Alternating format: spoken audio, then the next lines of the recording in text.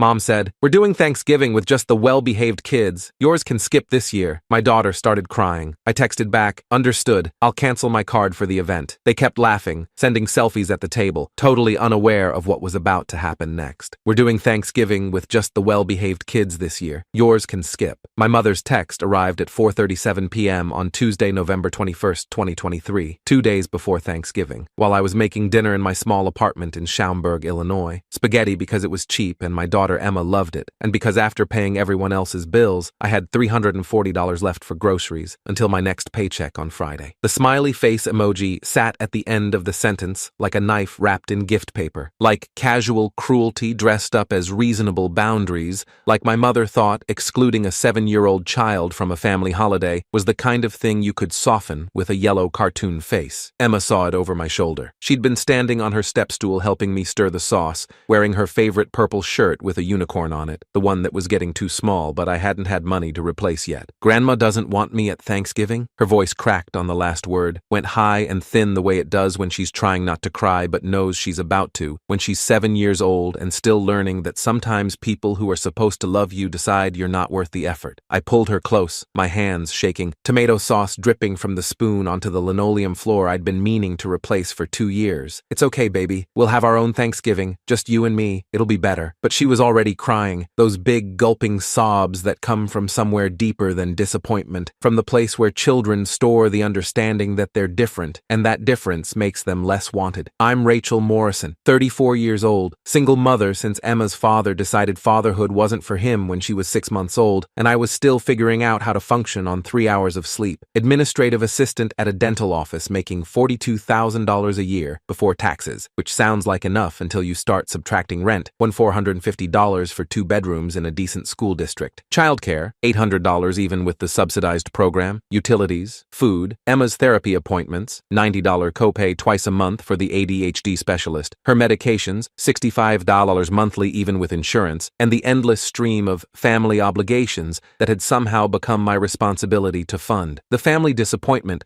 according to my mother's carefully worded comments at holidays and birthdays, and every time I showed up without a husband or a better job or a child who could sit still through a 3-hour dinner without asking 17 questions about why the turkey was dry, and where did pilgrims go to the bathroom, and could she please be excused to run around outside because sitting was making her legs feel itchy. My sister Victoria had perfect kids, 2 of them, Madison, age 9, and Harper, age 6. Quiet children who wore matching outfits from boutiques I couldn't afford, who said please and thank you without being reminded, who sat at the table with their hands folded and their mouths shut except when spoken to, who made my mother beam with the kind of pride she'd never quite managed to show for Emma. Victoria lived in Naperville in a 4-bedroom house her husband Derek's pharmaceutical sales job paid for, drove a white BMW X5, posted Instagram photos of their perfect family dinners with captions like, "Blessed beyond measure, your family first, Chuck's grateful heart." Emma was loud, energetic, asked too many questions, couldn't sit still through a movie or a meal or a church service without fidgeting, bouncing, needing to move,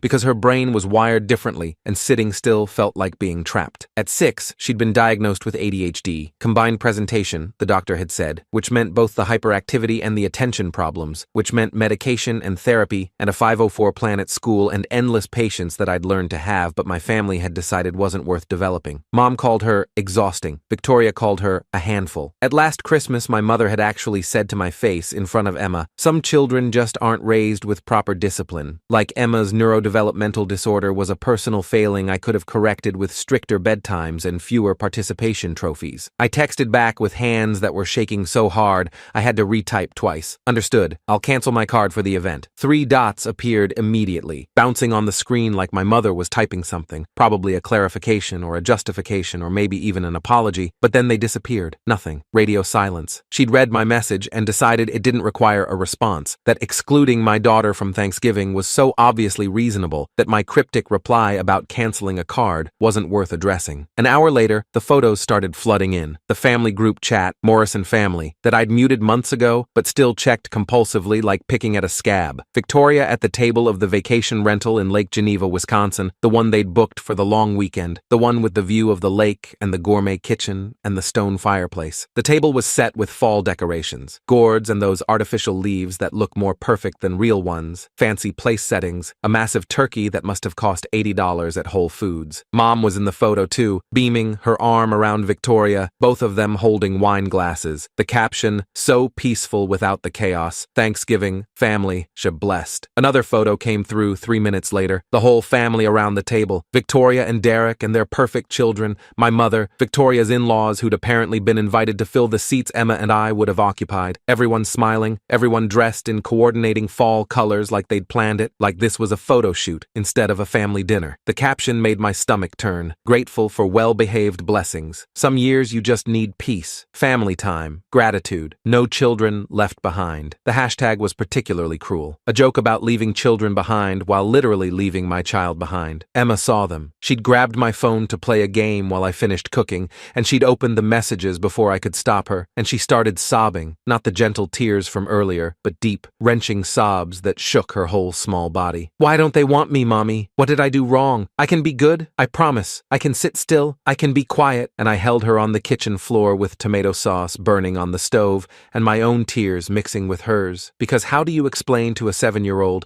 that some people's love is conditional, that family doesn't always mean what we want it to mean, that her grandmother had chosen a peaceful dinner over her granddaughter's heart? I got Emma calm eventually, put on her favorite movie, made hot chocolate with the expensive mix I saved for bad days, sat with her until she fell asleep on the couch with her head in my lap. Then I opened my banking app. They had no idea what card I meant. They had no idea what they'd just done. For 3 years, since Emma's father left and I'd moved back to Illinois to be closer to family, since my father had died of a heart attack and left my mother with a mortgage she couldn't afford, since I'd made the mistake of being the responsible one, the one who showed up, the one who said yes when everyone else said it wasn't their problem, I'd been paying for everything, quietly, without complaint, because family helps family, right? Because that's what you do when someone needs help and you're the only one who can give it, even when giving it means your own kid wears shoes that are too small and you eat ramen 3 nights a week and you haven't bought yourself new clothes in 2 years. Mom's mortgage, $2,400 monthly. The house in Arlington Heights that she and Dad had bought in 1995, that was in her name but had been refinanced in 2019 with me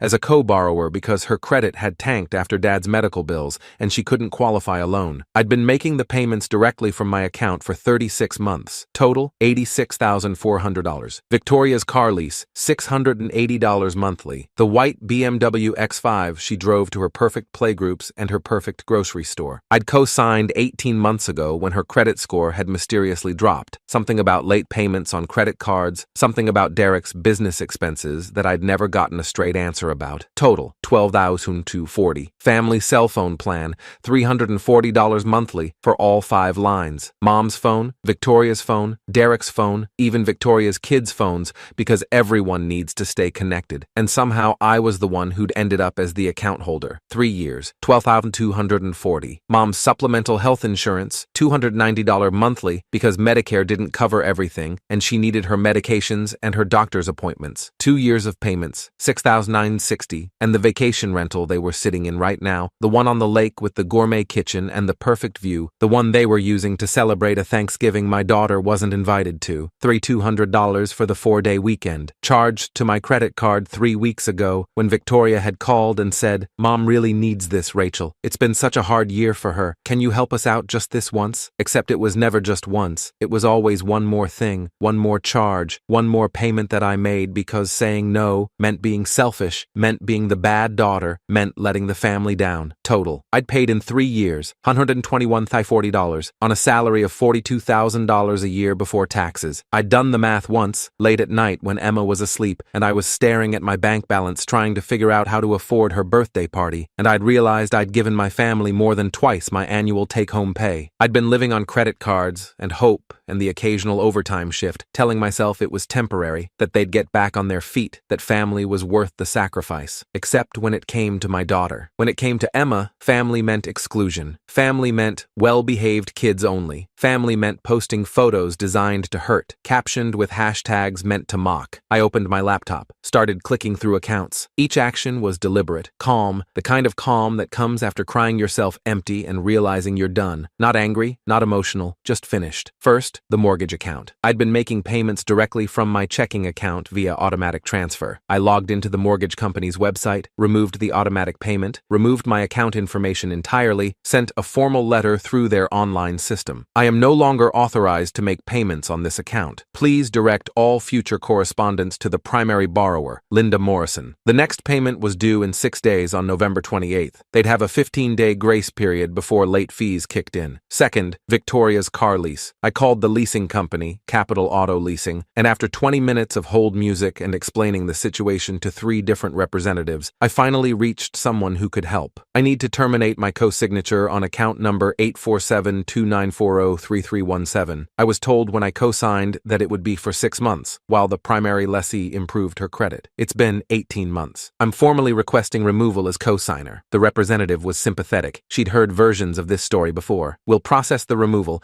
but the primary lessee will need to qualify independently. If she can't, the lease will go into default. I understand, I said. When's her next payment due? November 26th, 2 days from now. Thank you. Third, the cell phone plan. I was the account holder, which meant I had complete control. I logged into Verizon's website and navigated to the account management page. Canceled 4 of the 5 lines, Mom's, Victoria's, Derek's, and Madison's line that Victoria had added last year because she needs a phone for emergencies. Effective immediately. Confirmation emails sent to my address only. The only line I kept active was my own. Fourth, Mom's supplemental insurance. I called the insurance company and explained that I'd been paying premiums for a policyholder who wasn't my dependent, that I needed to remove my payment method from the account. The policy will lapse if the premiums aren't paid by December 1st, the representative warned. I understand, I said. Fifth, and this was the one that made me smile for the first time in hours, the vacation rental. I called Luxury Lakeside Rentals, the property management company that handled the Lake Geneva house, and explained the situation carefully, precisely. I need to dispute a charge on my credit card. The card was used without my explicit authorization for this specific transaction. I gave general permission for emergency family expenses, but a luxury vacation rental doesn't qualify. I'm requesting a full refund and immediate cancellation of the reservation. There was a pause. Ma'am, the property is currently occupied. The guests checked in yesterday. I understand. I'm disputing the charge as unauthorized use of my credit card. What's your policy? Another pause. Longer this time. The sound of typing. We'll process the refund and cancel the reservation. The guests will need to vacate the property. How immediately? I asked, and my voice was steady, cold, certain. They'll need to vacate within 2 hours of notification. I smiled, the first real smile since Emma had started crying. Perfect. Thank you for your help. Then I went through my phone and blocked every number. Mom's cell, Victoria's cell, Derek's cell, the house phone I'd been paying for. Blocked them on text, on calls, on every social media platform I could think of. I didn't need to hear the justifications, the anger, the inevitable accusations that I was being selfish and cruel and destroying the family. I'd heard enough. Emma and I made turkey sandwiches for dinner. The spaghetti had burned while I was on the phone, but turkey sandwiches felt appropriately ironic. We watched Encanto because Emma loved the music and I needed to see her smile. She fell asleep happy on the couch, her small hand in mine,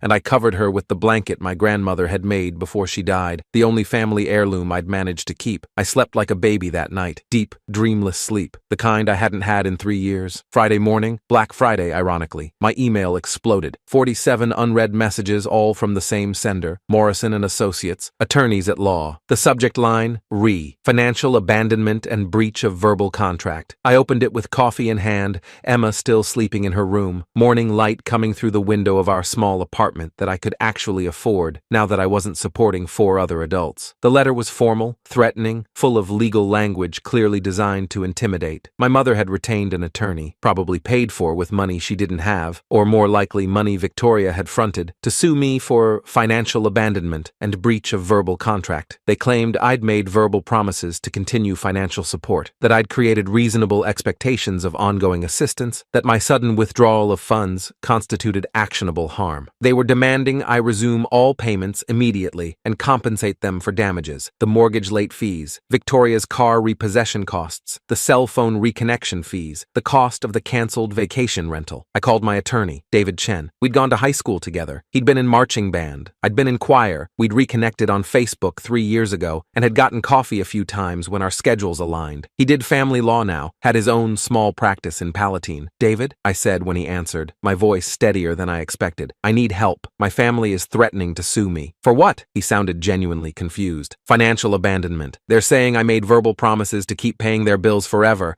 and I can't stop without notice. He laughed. Actually laughed, a short bark of disbelief. Rachel, let them try. You were never legally obligated to pay for any of that. Verbal contracts require consideration, something of value exchanged. What did you receive in return for paying their mortgages and car leases? Nothing, just family, being part of the family, which isn't legal consideration. They can't enforce this. Do you have records of the payments? 3 years of bank statements, every transaction documented. Send me everything, every statement, every text asking for money, every email, every message. I want a complete paper trail. I spent 3 hours compiling everything. Bank statements showing the mortgage payments, the car lease payments, the phone bills, the insurance premiums, the vacation rental charge. Text messages from Victoria. Can you cover my car payment this month? Derek's commission was late again. Mom's insurance is due. Can you handle it? She's been so stressed. Just put the rental on your card. We'll pay you back. They never did. Messages from my mother. I don't know how I'd survive without you, honey. You're the only one who really helps. Victoria tries, but she has her own family to think about. You understand. Email chains about refinancing the house, co-signing the lease, adding lines to the phone plan. And then I included something else. Something I hadn't planned to send, but realized was the nuclear option they'd forced me to use. Every cruel text message, every dismissive comment, every screenshot of the Thanksgiving photos with their mocking captions. The message from Mom. We're doing Thanksgiving with just the well-behaved kids. Yours can skip this year. The group chat photos. So peaceful without the chaos. Grateful for well-behaved blessings. Messages from 6 months ago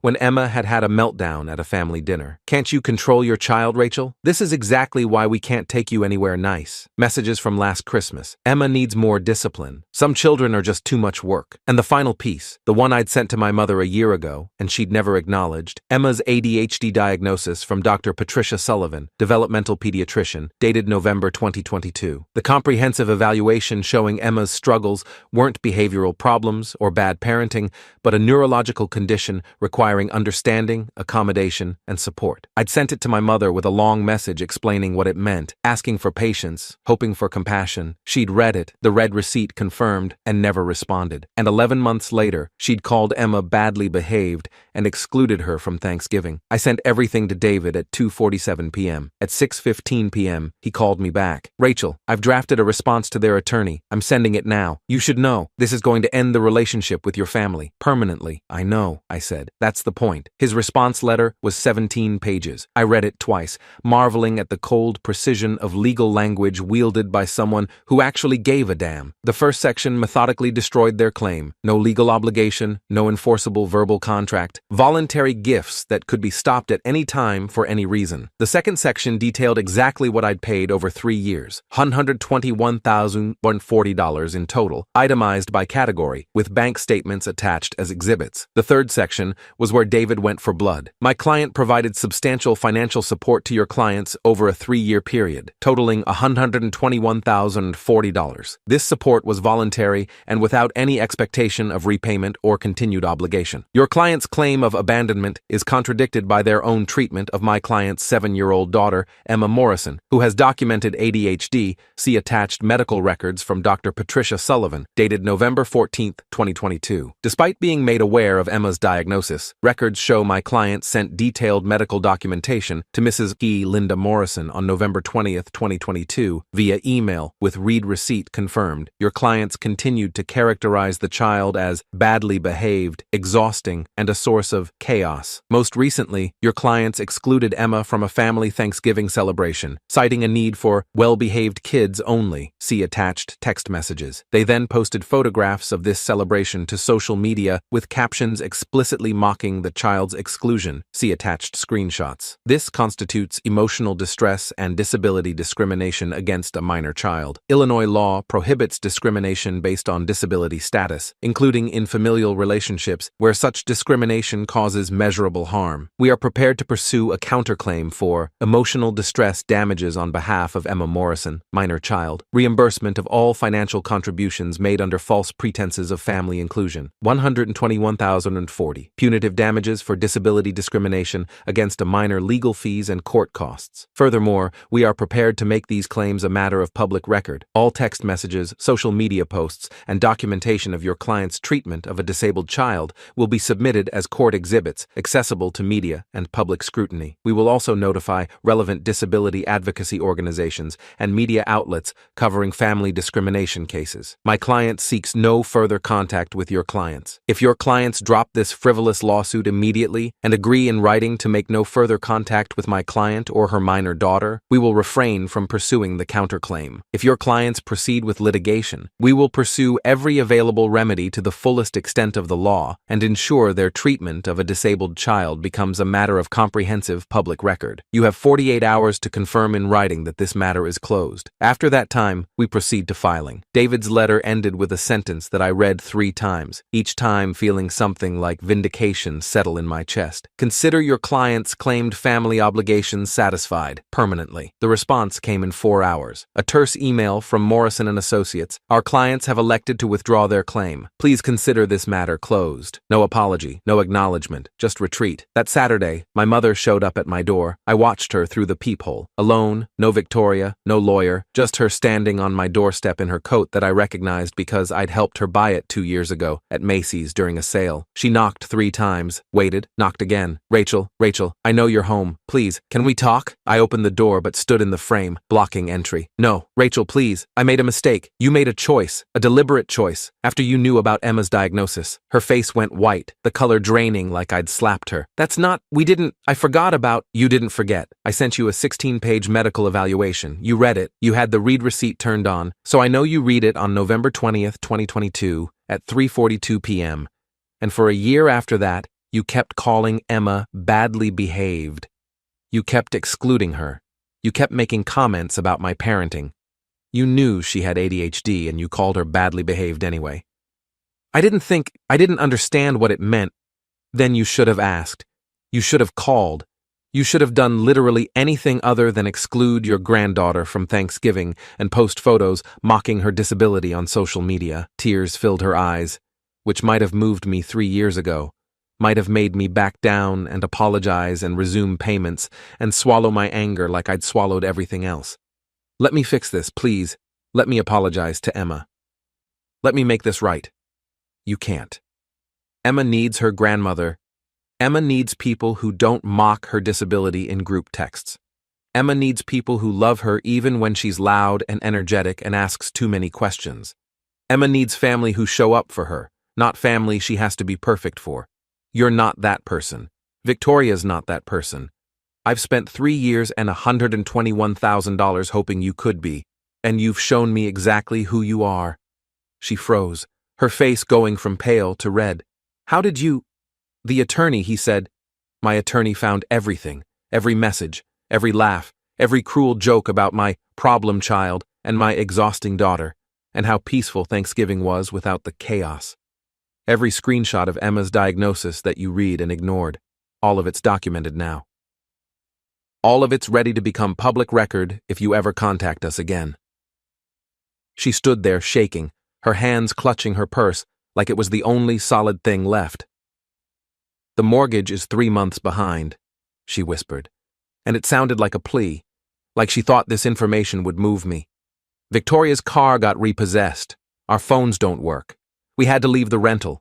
They made us leave in the middle of Thanksgiving, Rachel. It was humiliating. Sounds peaceful, I said, and I didn't smile, didn't feel victorious, just felt tired and done. You're destroying this family. No, I'm protecting mine. Emma is my family. You're just people who share my DNA and my last name and who spent 3 years taking my money while excluding my daughter. Rachel, please. I closed the door, not slamming it. That would have been dramatic, emotional, the kind of reaction she could use to paint me as unstable or vindictive. I just closed it, quiet and final, and turned the lock with a click that sounded like punctuation on a sentence that had gone on too long. Through the window, I watched her walk away, her shoulders hunched against the cold November wind, and I felt nothing. Not anger, not sadness, not even relief. Just the quiet certainty that I'd done what I should have done 3 years ago. Emma came downstairs, hearing the knock, curious about the visitor. Who was that? Nobody important, baby. That night, Victoria texted from a new number, probably a prepaid phone, probably borrowed from a friend, definitely not on my bill anymore. Hope you're happy. Mom's losing the house. My credit is ruined. Derek's furious. The car's gone. You destroyed everything we built. Everything Dad worked for. You're not family anymore. You're dead to us. I stared at the message for a long time, reading it twice, 3 times, waiting to feel something, guilt or grief or anger or vindication. Instead, I just felt calm. I typed back, "You destroyed my daughter's Thanksgiving because she has ADHD. You called her badly behaved after reading her diagnosis. You posted photos mocking her. I just stopped paying for the privilege. Sent." Blocked the number. Emma climbed into my lap, her small, warm weight anchoring me to something real. "Can we do Thanksgiving with just us next year, too?" she asked. I kissed her head, breathed in the smell of her strawberry shampoo, the cheap kind from Target that she loved because it came in a bottle shaped like a strawberry. "Every year, baby, just you and me. That's all the family we need." My phone buzzed one last time. David had sent one more thing, a final message to Morrison and Associates, CC'd to my mother and Victoria, with a bill attached. For 3 years of unpaid financial support, loans, his letter called them, because that's how the law would see them if this ever went to court, calculated with reasonable interest rates for unsecured personal loans, totaling all payments I'd made, plus accrued interest. Total, $138,947. The message ended with one line that I read out loud to Emma, even though she was too young to understand. "Consider your family obligations satisfied, permanently. Any future contact will result in immediate legal action to collect the full amount owed. This constitutes formal notice." Emma looked up at me with her big brown eyes, her face serious. "Does that mean they're not going to be mean to me anymore?" "That means," I said, holding her tight, "they're not going to be anything to you anymore. Because we don't need people who make you feel bad. We just need each other." She smiled, and it was the first real smile I'd seen on her face in days, and in that moment, I knew I'd made the right choice. Not the easy choice. There would be whispers at family gatherings I'd never attend, gossip in social circles I'd been excluded from anyway, probably some family members who'd think I was cruel or vindictive or cold. But I didn't need to be warm to people who'd thrown my daughter away like she was defective merchandise. I just needed to be her mother, to be the wall between her and everyone who couldn't see how brilliant and beautiful and perfectly imperfect she was. 3 years and $121,040. That was the price of learning who my real family was. And it turned out, my real family was sleeping in my lap right now, drooling slightly on my shirt, safe and loved and wanted. Everything else was just noise,